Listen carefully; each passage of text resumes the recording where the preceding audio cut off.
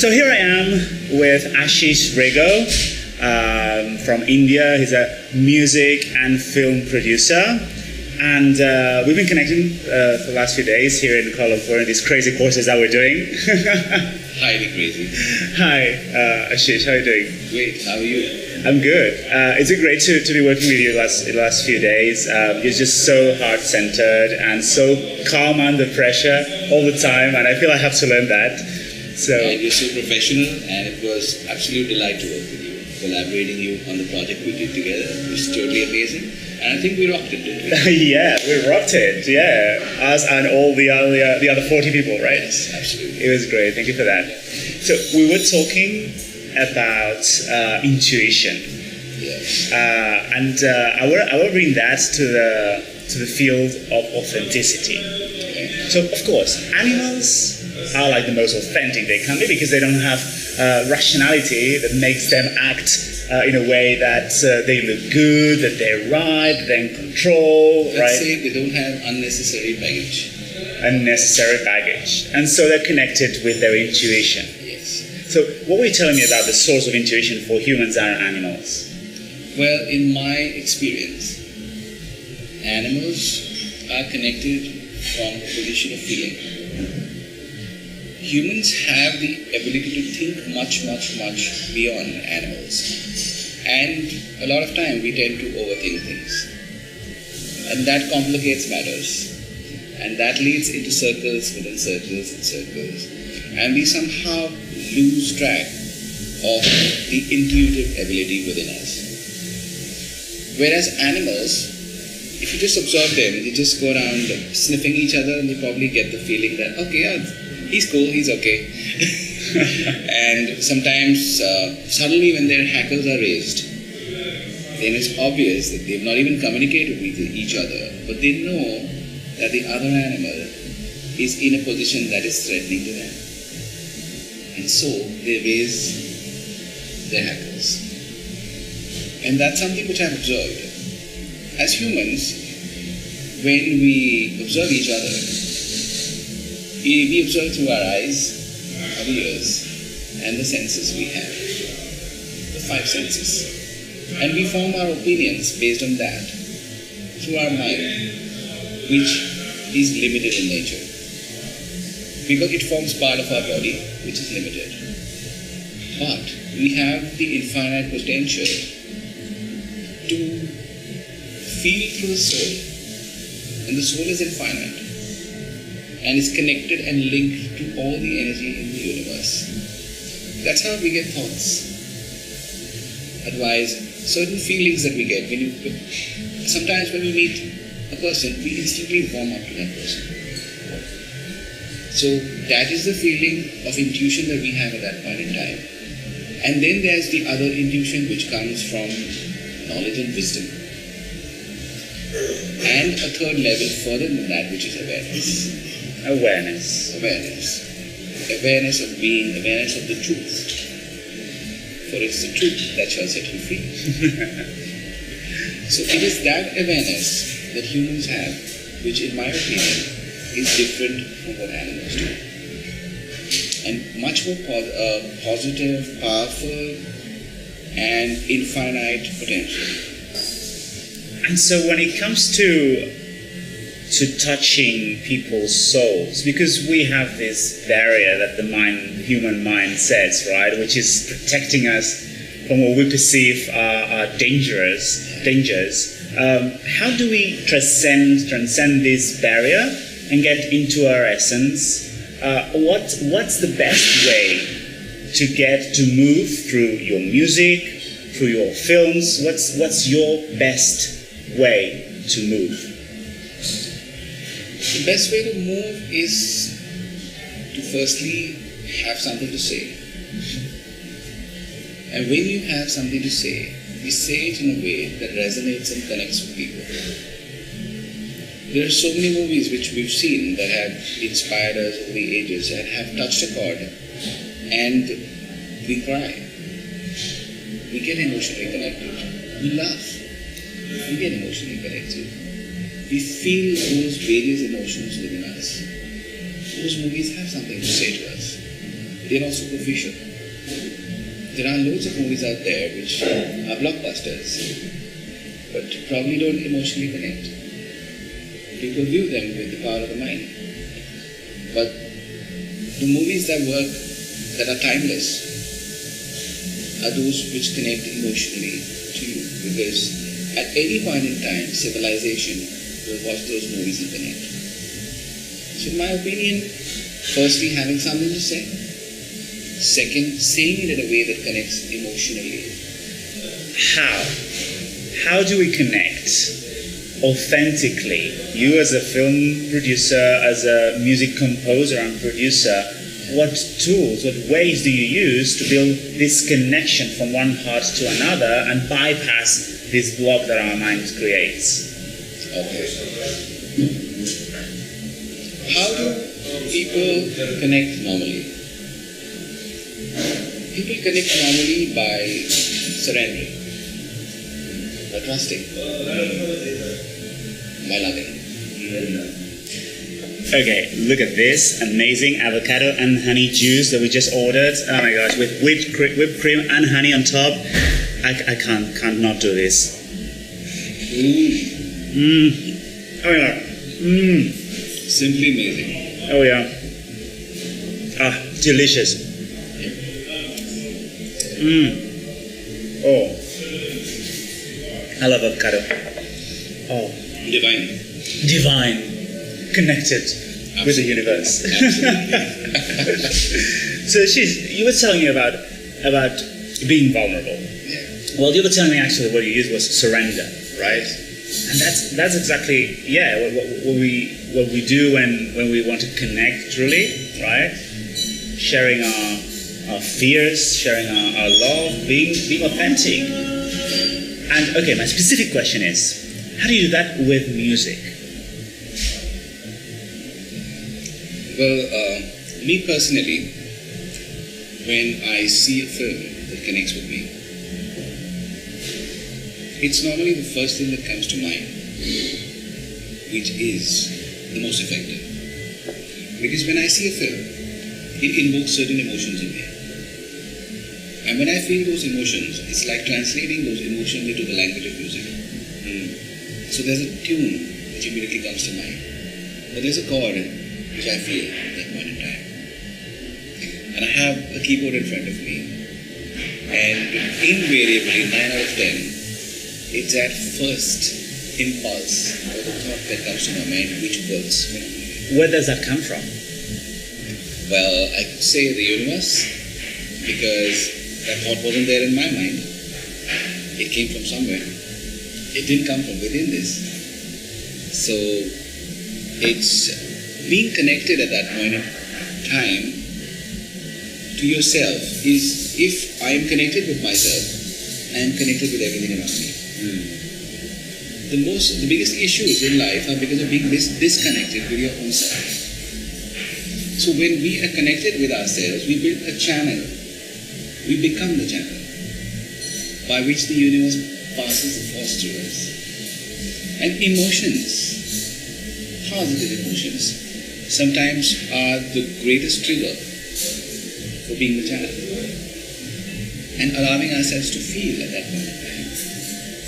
Not resisting those feelings and suppressing them, because they are still within you, struggling to come out. So what I would say is the ability to feel from one point in time and be aware of our feelings at the same time. So what do you think about horror movies? Horror movies evoke certain feelings in us. And those feelings are probably, in my opinion, the darker feelings. Feelings of fear.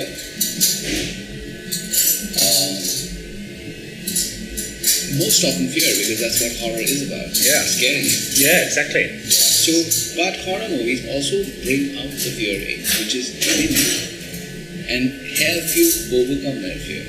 So you think horror movies help people overcome their fears? Especially people who are scared of horror movies. Really? Yeah. Because what do you see at the end of the horror movie? I mean, you see the reality, you see the truth. And you see that there's nothing to be afraid about. Not all horror movies have this ending, though. I know not all horror movies have this ending, but if you can overcome a fear of a situation that you're faced with in a movie and feel that at that point in time, it helps you overcome certain fears in real life. So it's like passing through a stage. If you meet a person, I'm scared of horror movies, I don't want to see one. Yeah. Just go in and see it. Okay. Yes, thank you. Wow. Amazing. It's amazing. Thank you. I'm telling you, this hummus is delicious. Just help yourself anytime you want. Sure. So I believe that people should go and do exactly what they're afraid of. So I'm not scared of horror movies. So I don't see much anymore unless they reach another level of scary. But as long as you believe that there is good all around us, and this is just an aspect. Where there is light, there is darkness. I think everything should be fine. And so would you say that horror movies can also build this connection, to build this pathway between us and awareness, which is, as you said, the gateway to intuition? Yes, because sometimes we aren't even aware of our fears. So true. And we need to move beyond those fears. We need to face those fears. And because awareness comes from a place of light, fear comes from a place of darkness. So in order to move from the darkness to the light, we need to pass through all those fears and then move towards the light. And so what I said is the first thing that all of us should do is face our fears. We move beyond them and we come out more powerful. We've got an extra layer of shield on us to protect us. Yeah. There's one less fear to deal with. And those fears, those layers that block us from showing how we truly are, is what actually stops us from being fully authentic. Yes. And then all those layers of fears is what is in the way in between two people to really connect. Yes. Because trust cannot be built on fear. Trust cannot be built on fear. And if we meet someone and we're afraid of them, then that actually is something with us which is not trustworthy. It probably has nothing to do with them. And animals react in the same way to humans. If there's a human who's scared of an animal, then an animal's ears perk up. Yeah. And the animal will think, why is this human scared of me? Does he mean me harm? And then most dogs will chase you, if you know this wild dog, will chase you if you're afraid of it. But if you go up to the dog, look him in the eye, and have only love within you, I don't think that there'll be any animal who would attack you. That's very interesting what you're saying, and that reminds me of a baggage that I collected about a year ago. Let me explain. So I know that you have 5 dogs and 17 cats, am I right? Yes. 5 dogs and 17 cats. Wow. You were just telling me earlier that you can learn so much from observing animals. So a year ago, I was bitten by a stray dog in Thailand. And I've never been afraid of dogs or cats. And from that point on, I find myself wary whenever I approach a dog. So, because what you're saying now, if I'm afraid of a dog when I'm approaching it, it will sense it, they will sense it. So, what can I do? How can I get over that fear? I don't know if you've heard this story of Buddha and the mad elephant. No? Okay. So there was this mad elephant which was running amok on the outskirts of the city. And the Buddha was entering the city at that point in time. And the people running helter-skelter everywhere. And while the Buddha was approaching the city, people came up to him and said, there's this mad elephant who's terrorizing everyone and is coming right into your path. Move aside or you will be trampled upon. But the Buddha just smiled and went on his path. Everyone else ran to the side, including his followers. And the mad elephant was running wildly towards the Buddha. Everyone thought that the Buddha would be happy that day. And the Buddha just smiled at the elephant and blessed. That elephant running full tilt stopped in its tracks just before the Buddha. The Buddha looked into his eyes and the elephant kneeled down and prostrated before the Buddha. Wow. So that is the power of goodness and trust within you. Now when you see the goodness in all around you, when you see the goodness in that animal, when you empathize with the pain that that animal had felt at that point in time, why does an animal become mad? Why do people become mad to that extent? Because it's the surroundings, the circumstances that they've been through such pain. And it's that pain which makes them go mad. And the Buddha understood that. All the Buddha had for the animal was love and empathy. And if we understand that, and I'm not afraid, I don't think that there would be any animal which would attack us. That is very powerful. Thank you for that. Unconditional love. Unconditional love. Because in my opinion, we are just energy. And energy just changes its form. The problem is we're too attached to this human body and we think that this is all there is. But in my opinion, the truth is much beyond that. We are much greater than this. So ultimately, it's seeing beyond this physical form and seeing the essence in every being. Absolutely. Recognizing the greatness in everyone that we meet.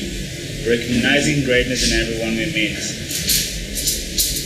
We often have filters on our eyes which prevent us from seeing the greatness in people. And the lenses that we have sometimes just enable us to focus on the darker points of people or their weaknesses. I would suggest change those lenses and focus on the points which help you see the greatness in everyone around you. Every form of life has greatness in it. The plant that grows, that sustains you, has greatness in it. Because without that plant, we would not be. The animal that provides you such love. When I go home, I feel so loved. When I go to office, I feel so loved because I've got them both places.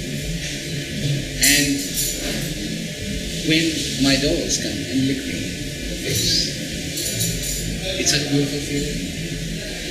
It's like just saying, I love you. And the more times you have people say, I love you in a day, and you feel loved, the more love you're able to give.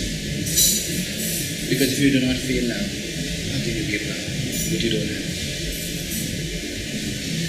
Well, what I'm taking away from everything you're telling me is that in order to connect in a real, deep way with other humans, being face-to-face, being mediated with them through media, film, through music, is to really connect with your own love, and that you will recognize that love in everything around you. Absolutely. And it's most important for every filmmaker to have something they really, really passionately want to say. That's the core of every creative person, the message and the emotion they want to convey. What is your message? What is your purpose? My purpose in life is one world, one people, irrespective of species, age, religion, sex, color, nationality. It's understanding the oneness of who we are and expressing that in any form It's what I aim to do. I aim to alleviate the distrust, the mistrust that people have for anyone or anything that's different from them. Because I am just another you, and you're just another me. We're just in different form. And all we need to do is understand that. When you feel pain, I feel pain. And I feel pain. Feeling that empathy and pain of every living form around you. And being able to do that is something which I feel which would make this world a much, much better place. And as we say, heaven on earth. That is, heaven is on earth. We just need to find it. Aashish Rego, thank you very much. It's been a pleasure. I love you. I love you too.